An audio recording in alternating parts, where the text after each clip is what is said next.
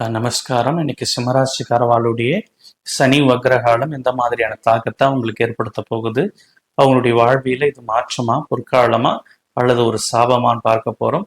சிம்மராசிக்காரவாள் இயல்பா பார்த்தீங்கன்னா சீக்கிரம் ட்ரிகர் ஆகக்கூடிய ஒரு குணம் இருக்கும். தவறு செய்யாம நீங்க செய்தது தவறுன்னு யாராவது சொல்லிட்டா நம்மளால கட்டுப்படுத்தவே முடியாத அளவுக்கு கோபம் வரும்.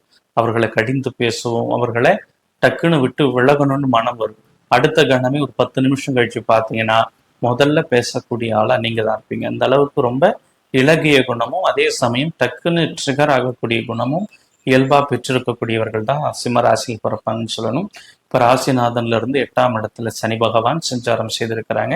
இந்த 8ஆம் இடம் என்பது பார்த்தீங்கன்னா மிக முக்கியமான ஒரு ஸ்தானம், அஷ்டமஸ்தானம்னு சொல்லுவாங்க.